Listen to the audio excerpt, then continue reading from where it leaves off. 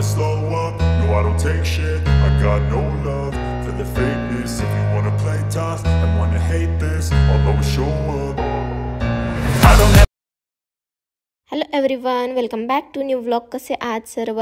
तर आज सकाळीच आमची ट्रिप संपली आणि आज सकाळी 8 वाजता आम्ही रिटर्न आलो माझ्या रूमवर. तर मी लगेच आवरून वगैरे ऑफिसला गेले होते आणि श्वेता धीरज दादा घरी आराम करत होते, कारण ते दुसऱ्या दिवशी लगेच पुण्याला निघणार होते. म्हणून मी त्यांना म्हणलं की आज दिवसभर आराम करा आणि आपण इव्हिनिंगला कुठेतरी मग सिटीमध्ये बाहेर जाऊ. मग ऑफिस सुटल्यावर येताना पाहिलं की मी श्वेताचे 10,000 सबस्क्रायबर्स पूर्ण झाले आणि यूट्यूबला इंस्टाग्रामला सुद्धा 70,000 फॉलोअर्स कंप्लीट झाले. तसं सेलिब्रेशन मला 50K झाल्यावरच करायचं होतं, पण त्यावेळेस काही जमलं नाही आणि मी पण पुण्याला गेले होते. तेव्हा पण खूपच धावपळ झाली. जे काम होतं ते टोनीला आणायचं होतं ते सर्व झालं आणि एक दिवसामध्ये एवढं काही पॉसिबल नव्हतं. म्हणून मग मी येताना केक घ्यायचं ठरवलं आणि त्याच्यावर माझ्याच हाताने मी मस्त 70K 10K लिहिलं होतं आणि खूप भारी होतं केक सुद्धा. आणि मग घरी आल्यावर आम्ही केक कट करण्यासाठी युनिव्हर्सिटीला जायचं ठरवलं, जे की छत्रपती संभाजीनगरमध्ये आहे आणि तिला पहिल्यांदाच आली होती, त्यामुळे तिला काही माहिती नव्हतं.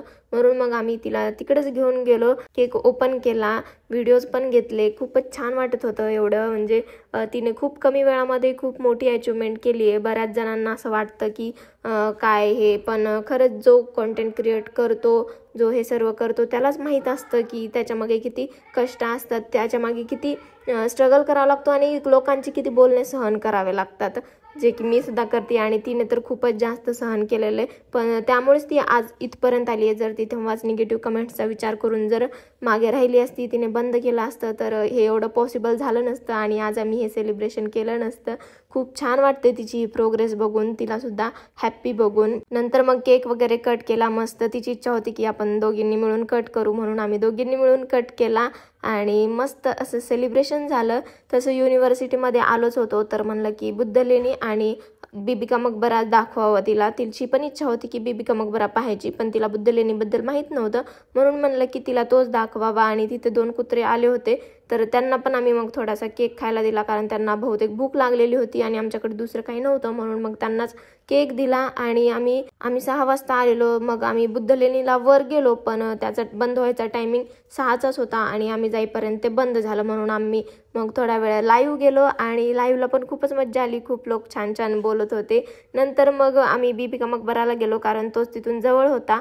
गेल्याबरोबर अगोदर थोडेसे छान छान फोटो काढले आणि नाईटला सध्या बीबी का मकबरा चालू राहत असल्यामुळे खूपच जास्त छान वाईब्स येत आहेत आणि नाईटला चालू राहत असल्यामुळेच मला तिला दाखवता आला नाही, तर दिवसा तर काही पॉसिबल झालं नसतं. मला सुट्टी नव्हती आणि मला दिवसभर ऑफिसला जावं लागणार होतं, त्याच्यामुळे मग आम्ही वर गेलो, मस्त फोटोज वगैरे क्लिक केले, कारण आता आम्ही कॉन्टेंट क्रिएटर आहोत, तर आम्हाला जिथं जाईल तिथं व्हिडिओज फोटोज हेच लागणार आहे. तुम्ही समजूच शकता आणि बघू शकता तुम्ही किती छान व्ह्यू दिसतोय हा. मला पण खूपच भारी वाटत होतं. मी बऱ्याचदा आली इथं, पण आज थोडंसं वेगळं वाटत होतं, कारण मी मनापासून एन्जॉय करत होते तिच्यासोबत. मला खूप छान वाटत होतं. मी इतक्या वेळेस फिरले, पण एवढी जास्त मला मज्जा कधीच आली नाही जेवढं मी एकटं फिरत होते तेव्हापेक्षा तरी.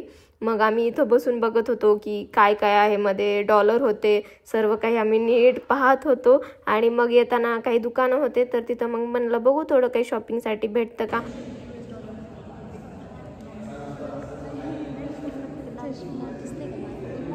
शॉपिंगसाठी पण बऱ्याचशा छान छान वस्तू होत्या. आम्हाला वाटत होतं 2-4 गोष्टी घ्याव्या, पण मला काही खर्च करायचा नव्हता, त्याच्यामुळे नको म्हणलं, कारण आताच आमची ट्रिप झाली आणि त्याच्यामध्ये खर्च झालेलाच. त्यामुळे पर्स पण खूपच क्यूट होत्या. मग म्हणलं जाऊ द्या. श्वेताने पण एक लेझर घेतलं टुकटुकला खेळण्यासाठी आणि मी एक किचन घेतलं. बाकी मग मला दुसरं काही नव्हतं मग घ्यायचं, म्हणून मग तिथं मला कॅक्टस दिसलं. दिसलं की मी लगेच उचलून घेतलं आणि त्याला बोलत होते, तर तो काही लवकर रिस्पॉन्स देत नव्हता, म्हणजे लेट करंट होता असं वाटत होतं मला. खुशी आणि टोनीसाठी घ्यावं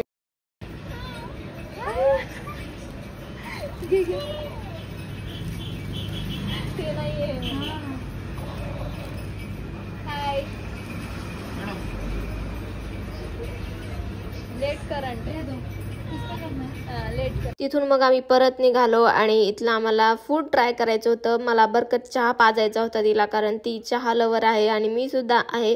तर म्हणलं आज चहा घेऊनच टाकू आणि तिला इथला चहा खरंच खूप जास्त आवडला. मला वाटलं नव्हतं की तिला आवडेल म्हणून, कारण जेव्हा मी पहिल्यांदा पिला होता इथला चहा तेव्हा मला नव्हता आवडला, पण आता जेव्हा पिला खरंच खूपच छान होता आणि तिला सुद्धा आवडला. नंतर मग आम्ही गायत्री चाट भांडारला गेलो. तिथली आम्हाला कचोरी ट्राय करायची होती आणि मी सुद्धा कधीच केलेली नव्हती आणि तुम्हाला तर माहिती आहे मी फूडी आहे, तर तिने कचोरी कधी खात नाही, तिला आवडत नाही, पण इथली कचोरी तिला एवढी जास्त आवडली की तिने 2-2 खाल्ल्या.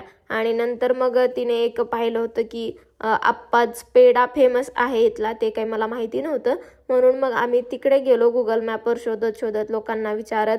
मग हा इथं आलो आम्ही आप्पा हलवाईचा पेढा खायला आणि आम्ही म्हणलं की विदाऊट टेस्ट करता एकदाच जास्त पेढा घेण्यापेक्षा टेस्टिंगसाठी घेऊ आणि इथं देत सुद्धा होते. एक सिंगल पेढा देत होते 30 रुपयांना आणि क्वांटिटी पण चांगली होती. 2-3 जण तर तो टेस्टिंगसाठी खाऊ शकतात एवढी क्वांटिटी होती. छान होता आणि पण श्वेताला नाही आवडला कारण त्याच्यामध्ये साखर जास्त होती, पण जे लोक गोड जास्त खातात त्यांच्यासाठी हा पेढा बेस्ट होता. तिला जरी आवडला नसेल तर मला गोड खाणाऱ्या माणसाला हा पेढा आवडला आणि छान देखील होता. टेस्ट पण मस्त आणि रिझनेबल होता. जर एक पेढा खायचा असेल तर 30 रुपयांना, बाकी जर 1 किलो जर घ्यायचा असेल तर तुम्हाला बघू शकता तुम्ही तिथं पाटी लावलेली आहे, 600 रुपये किलो हा पेढा तुम्हाला भेटेल.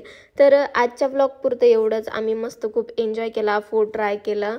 ब्लॉग कसा वाटला नक्की कमेंट करून सांगा आणि येस आवडला असेल तर सबस्क्राईब करायला विसरू नका. भेटूया मग आपण नेक्स्ट ब्लॉगमध्ये. तोपर्यंत काळजी घ्या आणि हा ब्लॉग एन्जॉय करा. नेक्स्ट ब्लॉग कशाच्या टॉपिकवर पाहायला आवडेल ते देखील कमेंट करून सांगा. तोपर्यंत काळजी घ्या. Okay bye. Thank you so much for watching. Marathi Mumbai girl, not like your Latur आणि पुणे गर्ल. ठीक आहे, तर मी मुंबईची आहे आणि I have so many contact. पण